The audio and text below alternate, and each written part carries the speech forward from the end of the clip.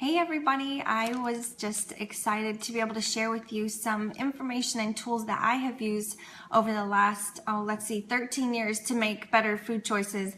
And I want to be the first to say we are definitely not perfect when it comes to eating healthy, but I was trying to find some packaged foods to give you some examples, and I really was having a hard time finding any because honestly we don't buy a lot of packaged foods. Most of the foods that I buy are things that are going to mold and sprout. That means it's real food and not so much in the pantry. But I did have a couple of things and I wanted to share those with you. And really this journey started for me about 13 years ago when a friend of mine introduced us to whole food nutrition, and I really started to learn the importance of whole food and how foods affected our bodies and this whole concept between disease and prevention. I had never put that together. I always just thought you got cancer, you didn't, you had heart disease because it ran in your family, but I didn't realize that there was a lot that you could do to prevent those diseases. And so when I started learning that and gathering that information, I wanted to make better food choices, and I kind of didn't know where to start. You know, I bought foods that my parents had bought,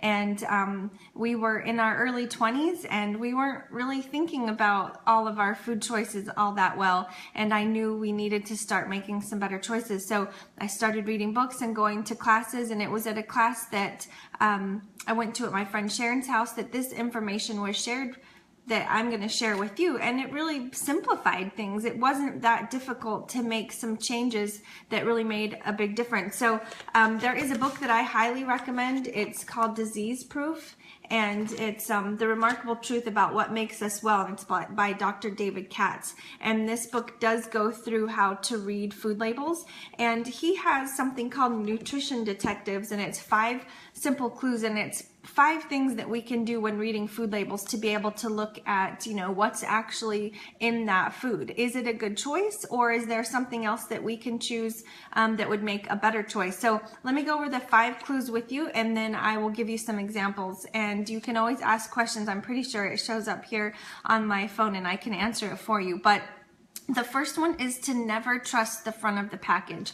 So I want to give you an example. This box of popcorn, if you look on the side, it might be backwards to you guys, but it says feels good to eat, and it says 0 grams of trans fat, good source of fiber, naturally gluten-free, naturally sugar-free, made with 100% whole grain popcorn, and nut-free. So that sounds like, okay, that would be a good choice. But what I'm going to teach you is you really got to go to the food label, and you got to read what's in the food label and on the ingredient list, and we're going to go over that. But if I were just to go off the side of this, I would think, okay, this is a good choice. And obviously I bought a big box of it, and I didn't take my own advice until I got home and saw that on the side and thought, wait a minute, I probably should look at that label, and I should have.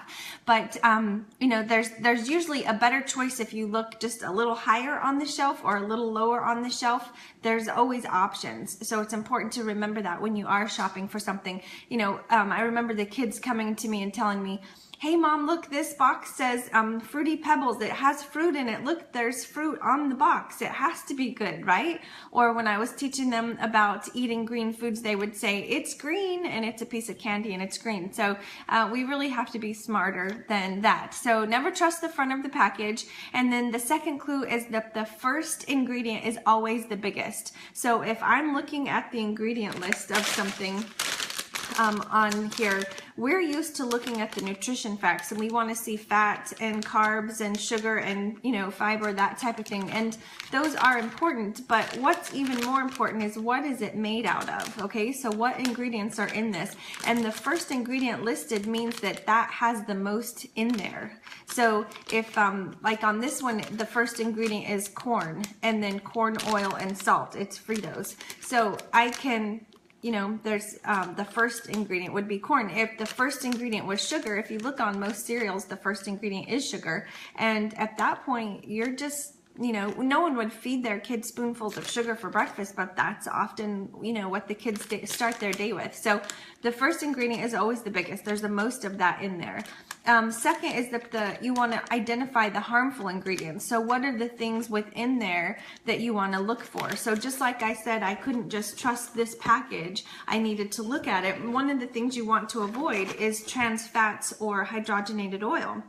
And this says in here that it's trans fat free, that it doesn't have any. But when I look at the ingredients, the fourth ingredient is hydrogenated vegetable oil. So the good thing is it's not the first thing on the list, but it is in there. So I'm sure I could have looked around and found a different one that didn't have that in there. And there's really 12 different things that you want to avoid. And I won't go through all of those, but if you want this list, just comment below that you would like the notes from today, and then I can send it to you and you can have it for easy reference.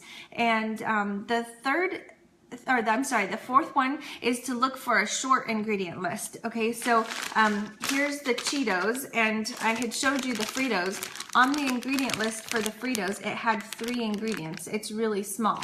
But when you look at the Cheetos, look how many ingredients. All of those are listed in there. That's a lot. It's a whole lot longer than 3 that was in there. So if it's got a long ingredient list, that means it's even further away from the food source that it came from. If you look at a bag of apples, it's going to say apples on there, then that would mean it's apples. You know, it's very close to the food source that it came from, but this is getting further and further away. There's more harmful ingredients in here. There's coloring, and it's just going to get further from that. And then clue number 5 is that fiber is our friend. And fiber lowers cholesterol, it stabilizes your blood sugar, prevents colon cancer, constipation, hemorrhoids, obesity. Adults need 25 to 50 grams a day, and most of us aren't even getting close to that. So we want to find foods that have a good amount of fiber in them. And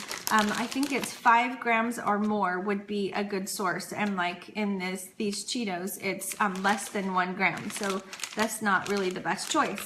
Okay, so where do you find fiber? You find it in crunchy raw fruits and vegetables, and I know that having vegetables on hand and cut up and ready to serve means that they're more likely going to be eaten than if I buy just whole carrots that I never peel and they're just in the bottom of the refrigerator and stay there to die, and until they're rotten. So that's not a good choice.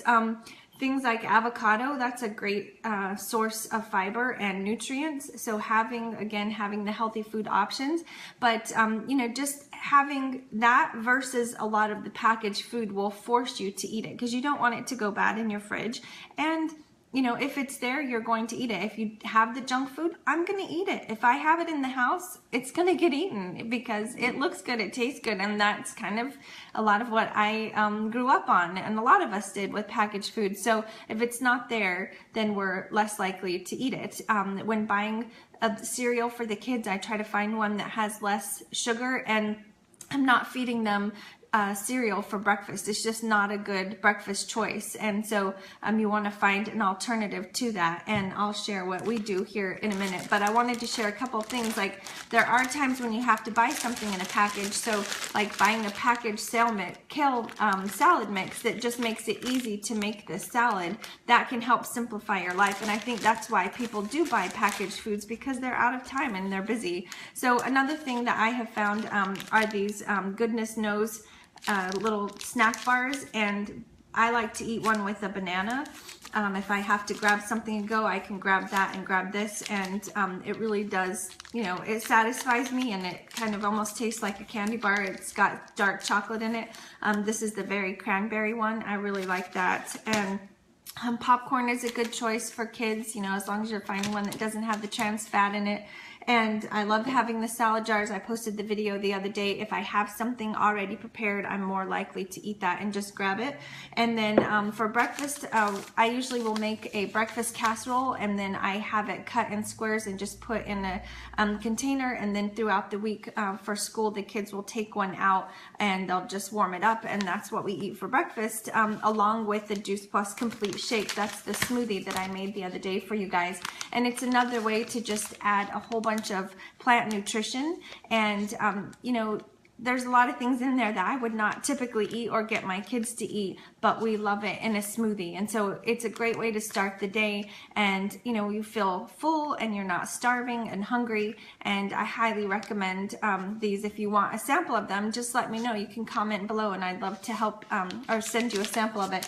And then we don't do dairy milk unless the kids will eat it on cereal sometimes, but I don't have it in the refrigerator all of the time.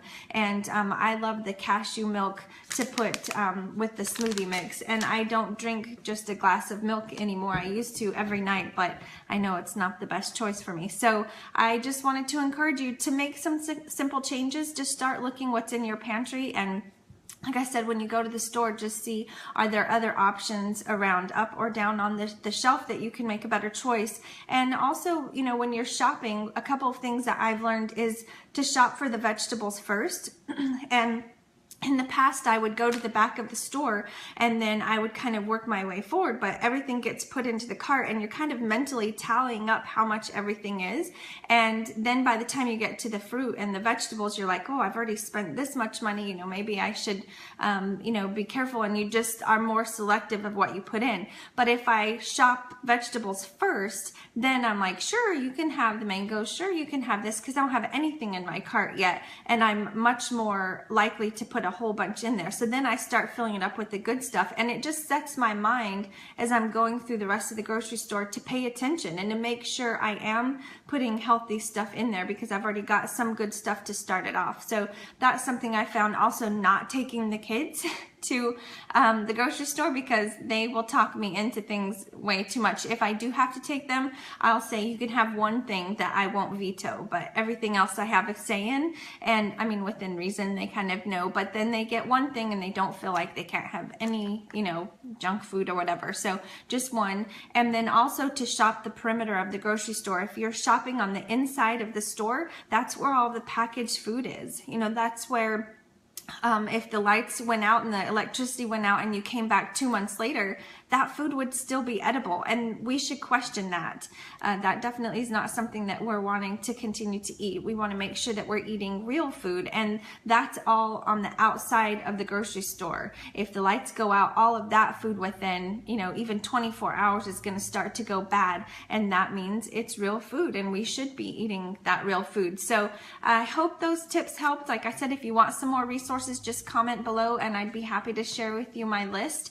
And that's really what's helped us over all of these years. So thanks for tuning in, and we will do another one soon. I'm going to show you guys my hamburger. We call it an unhappy meal because it's not good. It's been months and there's no, well, you'll just have to see it for yourself.